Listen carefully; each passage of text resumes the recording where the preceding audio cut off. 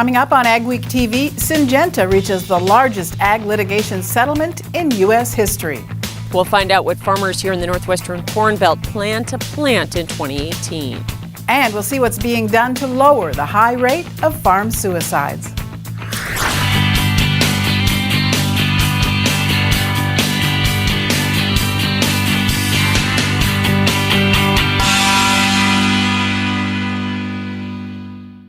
Welcome to AgweekTV. I'm Rose Dunn. The new USDA Prospective Plantings Report has a few surprises, with U.S. farmers indicating they'll plant fewer acres of both corn and soybeans.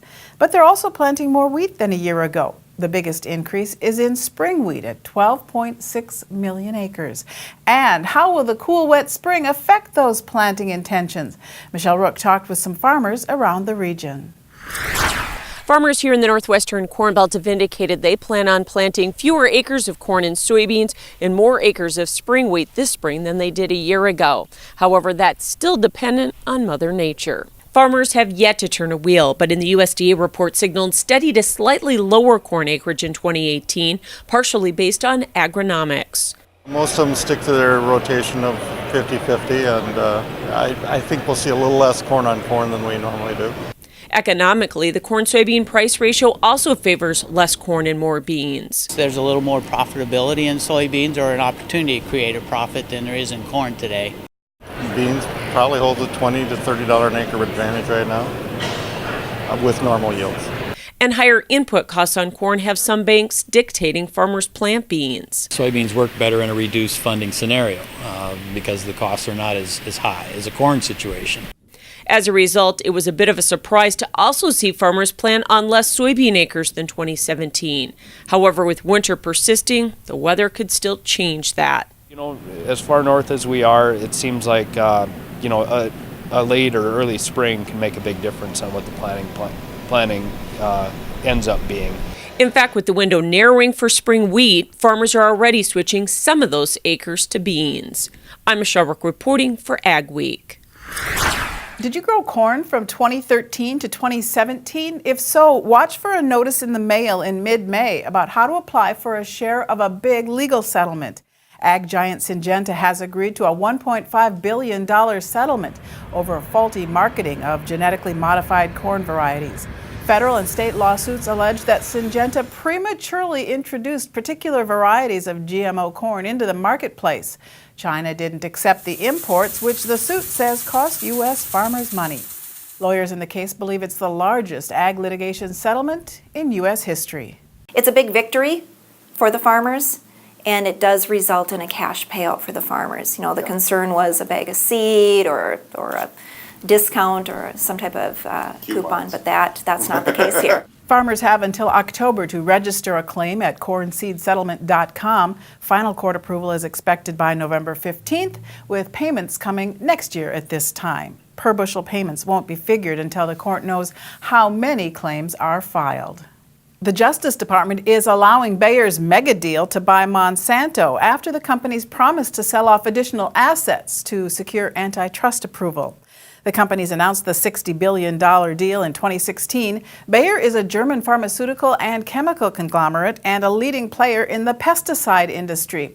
Monsanto, based in St. Louis, is a market leader in seeds and crop genes. The deal will make Bayer the world's biggest supplier of farm pesticides and seeds. Bayer agreed to sell off its soybean and cottonseed businesses to BASF, as well as Bayer's glufosinate weed killer, which competes against Roundup. A former Minnesota Ag Commissioner is producing some amazing corn yields, and he wants to help other farmers learn to do the same. Jim Nichols says he's getting more than 300 bushels an acre by paying better attention to timing his nitrogen fertilizer. It started when his brother Pat, a retired chemist and part-time farmer, told Jim that corn is nearly half carbon. Then his daughter, a soil scientist, told him it all has to come from carbon dioxide in the atmosphere.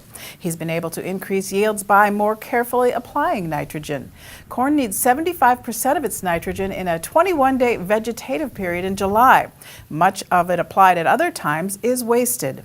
He says applying it in the fall is a terrible mistake, potentially limiting yields, hurting the environment, and wasting money.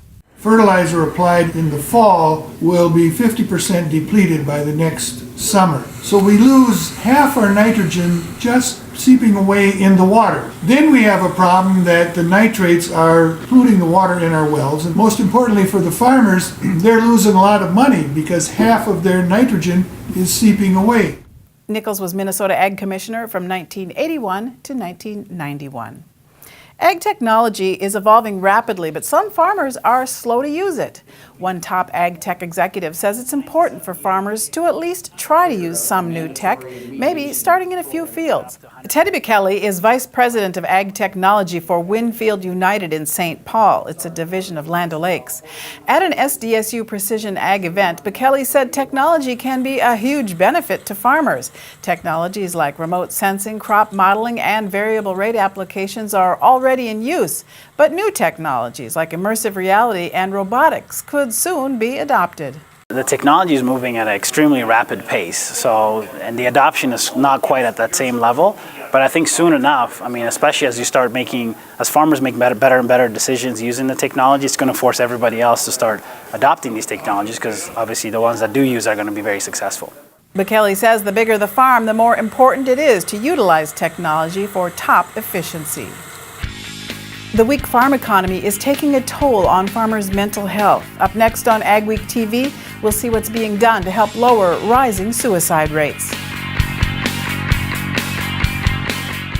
Get your row crops off to the right start with an early riser Case IH planter from Titan Machinery. Case IH early riser planters feature high-tech yet rugged planter row units that quickly adapt to the toughest seeding conditions, while leaving an optimal seed bed to promote early, uniform plant emergence. Only Case IH early riser planters are designed to leave a flat-bottom seed furrow, ensuring consistent seed depth and even emergence. Contact your local Titan Machinery location today for more information on the next generation of planting technology from Case IH.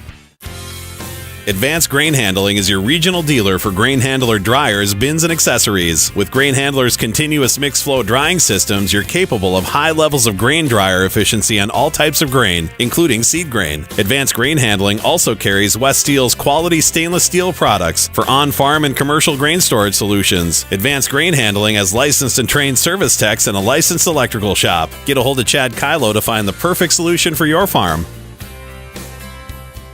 I'm 120, 130, 130, 55, once around the block, 212 miles right here, now having time's up.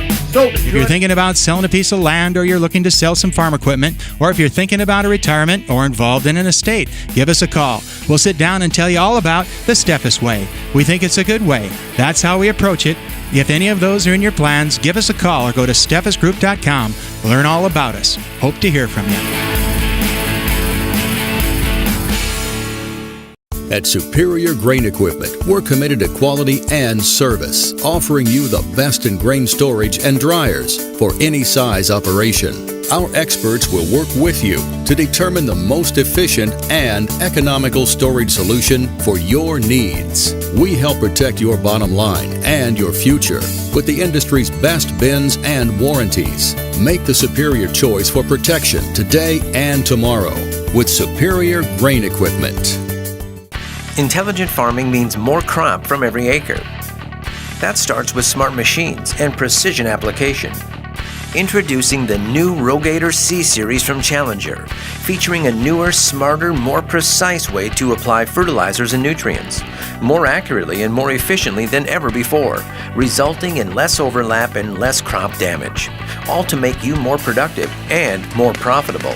To find out more, contact Butler Machinery today. The suicide rate among farmers is up to 5 times higher than the general public and growing. That's a major concern for farm groups and mental health professionals. It can be hard to access help in rural areas, but NDSU experts say there are resources available.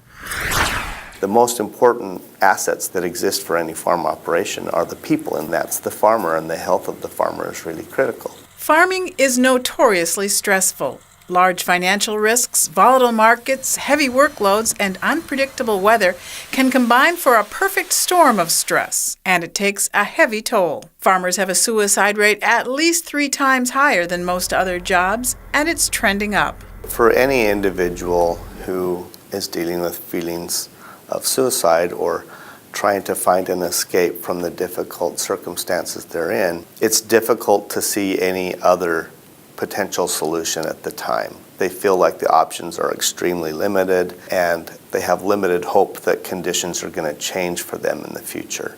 Sean Brotherson and Kim Bushaw are NDSU Extension Family Life Specialists. They want farmers and their families to know there are lots of resources available to help them. It's just a matter of taking that first step. We need to remove the stigma so that people are helped no matter where the problems are coming from.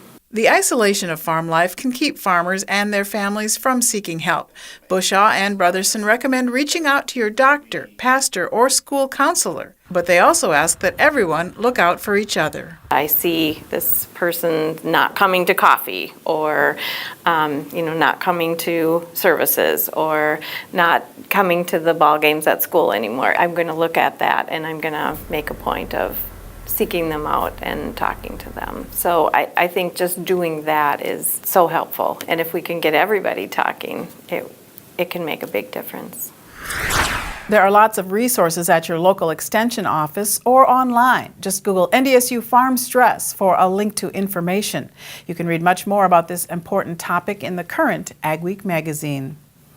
The American Soybean Association has a new leader. Ryan Findlay has spent his life in ag. He grew up on a farm and worked for the Farm Bureau before joining Syngenta.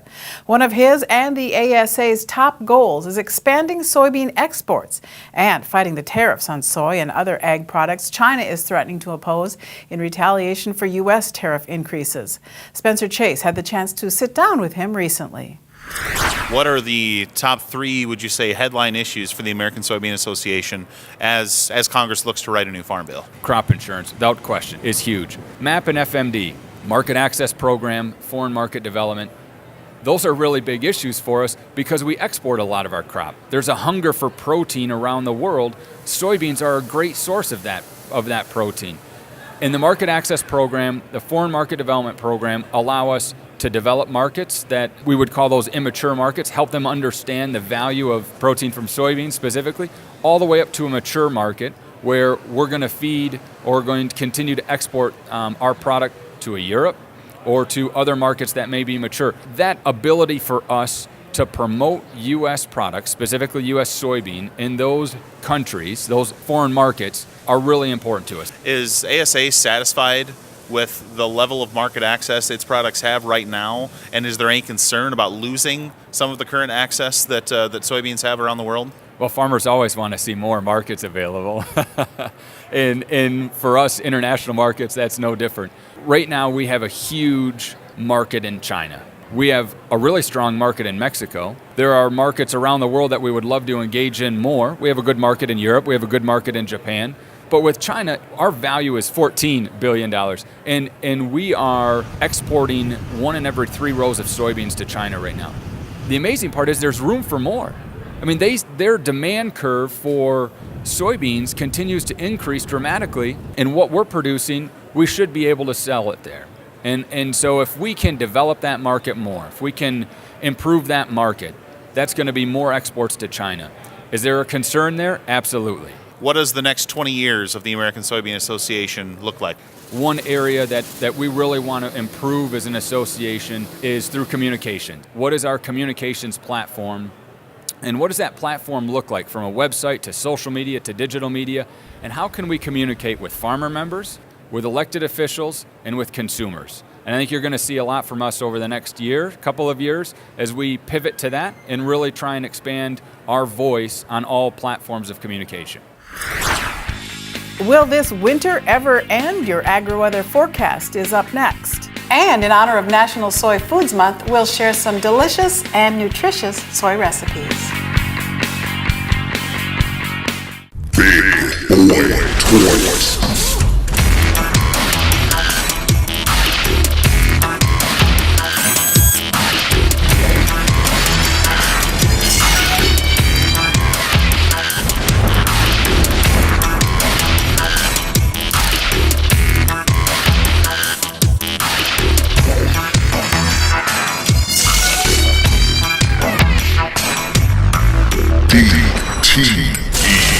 This is Dennis Belisky reminding you we do auctions and we do them well. You've built your operation with hard work, and when it's time to sell, all or part, you deserve the best. Details from repairs and preparation to promotion and settlements are not routine. Chances are you'll only do this once, so we'll tailor an auction just for you and get it done right. On site at your farm or added to one of our highly successful Alaris Center auctions, we have the skill, reputation, and integrity to meet your needs with best-in-class commitment and quality service. Find us at resourceauction.com or call 701-757-4015.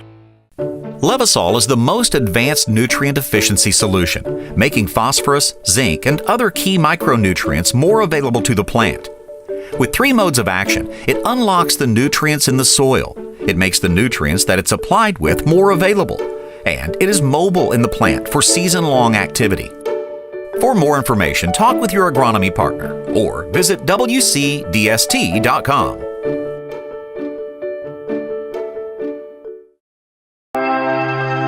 Mayo Manufacturing, your Red River Valley source for Batco.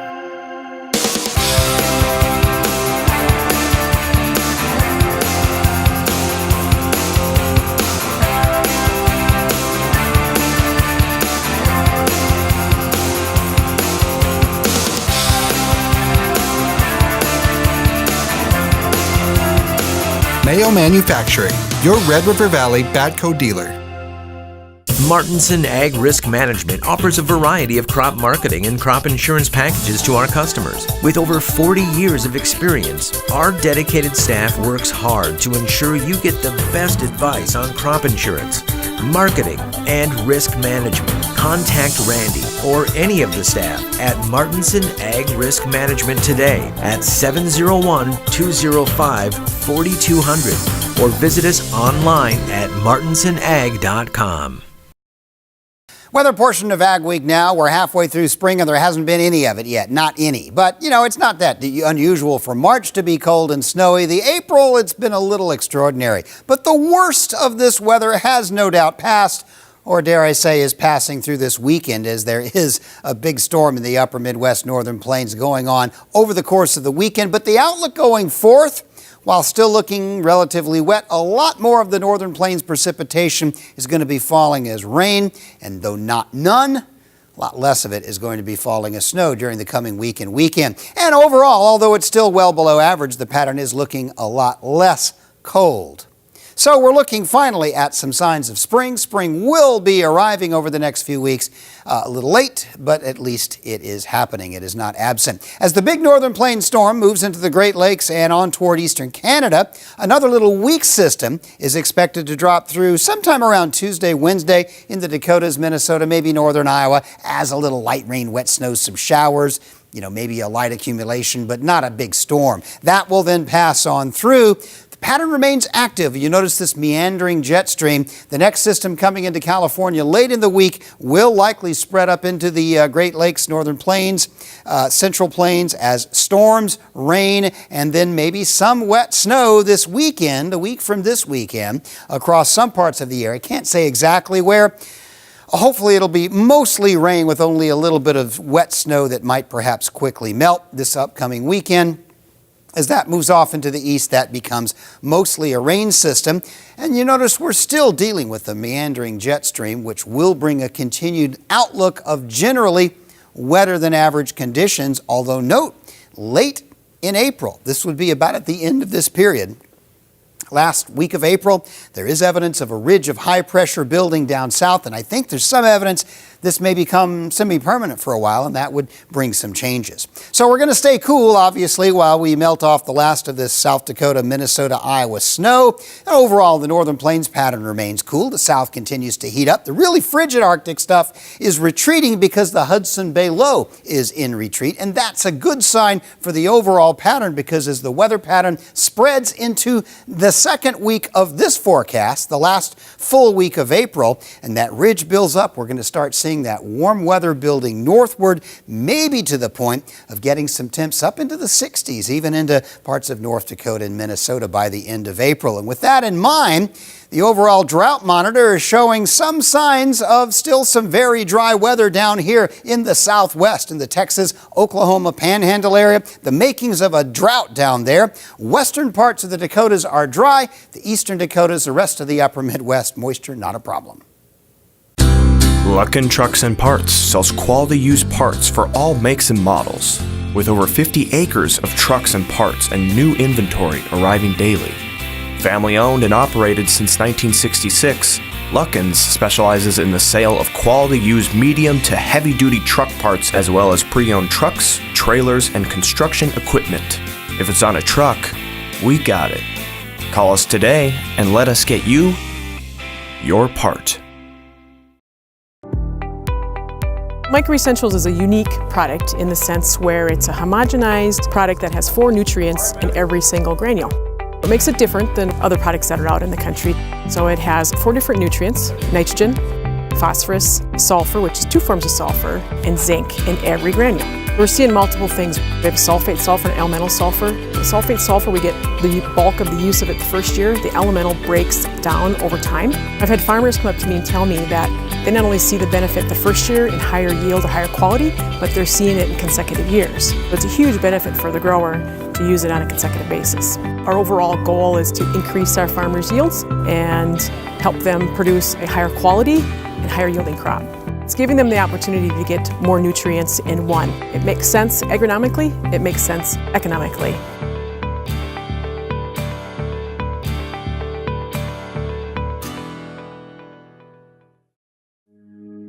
Stein Seed Company is home to one of the most prolific, highest-yielding corn and soybean breeding programs in the world. When it comes to research, yield is what matters most. With the largest private soybean breeding program in the U.S. and the industry's most aggressive corn research, Stein is in a class of its own when it comes to developing new, higher-performing seed. Choose genetics. Choose results. Give Shane Kylo a call at 701-866-9864 to learn what Stein Seed can do for your operation. Are you ready?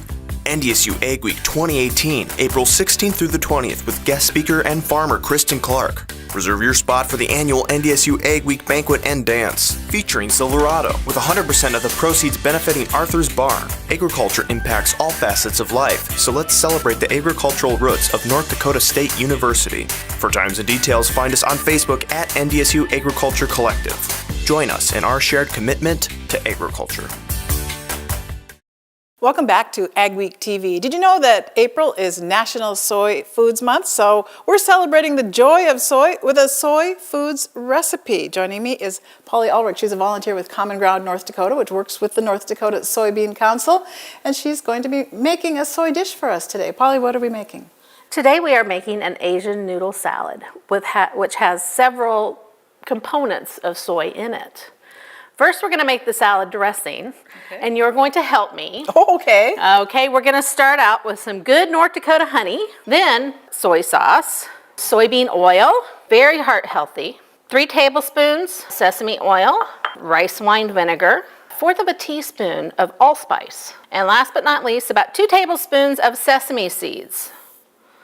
All goes in the jar. Gives it that nice little texture. It does. We're going to put that lid on nice and good, and we're going to let you shake that up. So while she's working on our dressing, I have already prepared some vegetables. Napa cabbage. We have some purple kale. New to me. New to me, too. I just thought it was pretty, so it's here beautiful. We go. Yeah. Some spinach, some soybean sprouts, gives a salad a good crunch, and some carrots. Here we have some good North Dakota wheat durum pasta. Today I use linguine, but you can use any pasta that you want. And then to help it out, I just added a little bit of that salad dressing ahead of time. And then you just give it a nice big toss. And then to top it off and to finish it, we're going to add some radishes, some edamame, which are immature soybeans. A cup of edamame or soy products adds 18.5 grams of protein. And then we're also going to add some soy nuts, which these are the mature soybeans that have been basically dehydrated, baked in the oven, and that gives us some good crunch. And there we go. Beautiful. There's our salad. So not only pretty and colorful, but a nutritious and high protein dish.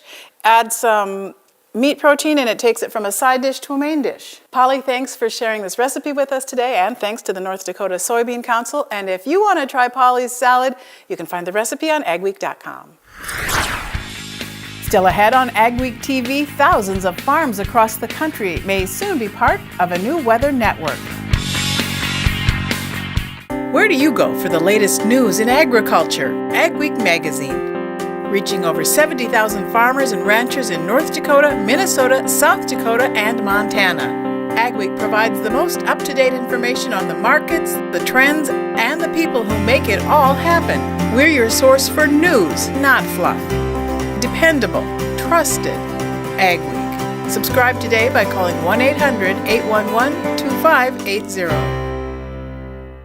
When the water's high and your yields are low, 'cause your fields have no place for water to flow, just one call takes care of it all. Call on Field Drainage Incorporated. Call on Field Drainage Incorporated. Call on Field Drainage. The experts in the field. Advanced biofuel for America's diesel engines is clean burning and made from renewable sources like soybean oil. Biodiesel fuel works in any diesel engine, reducing emissions, helping us breathe cleaner air. Biodiesel adds value to North Dakota soybeans, creating jobs, improving the environment, increasing our energy independence. Biodiesel, it starts with soybeans, it's fueling America. Get ready for the biological revolution. Agzyme by Ag Concepts is the leading biological soil enhancement product on the market today. Agzyme improves soil health and fertilizer efficiency for healthier crops and better yields. Definitely is making a difference. I really feel that it gives me a bump in the soybeans and corn. I would say 55 up to 70 bushel soybeans. We've even had as high as 75. Probably the best bang for your buck. Join the biological revolution with Agzyme by Ag Concepts. Are you ready? NDSU Ag Week 2018, April 16th through the 20th with guest speaker and farmer Kristen Clark. Reserve your spot for the annual NDSU Ag Week banquet and dance, featuring Silverado, with 100% of the proceeds benefiting Arthur's Bar. Agriculture impacts all facets of life, so let's celebrate the agricultural roots of North Dakota State University. For times and details, find us on Facebook at NDSU Agriculture Collective. Join us in our shared commitment to agriculture. How would you like to turn your farm into an automated weather network? A Wisconsin man is developing a hyper-local weather network called Understory. Alex Kubicek says it will help make daily farming decisions easier. He's partnering with a number of entities, including Monsanto. He's already raised $10 million and hopes to plant 10,000 of the weather networks across the U.S.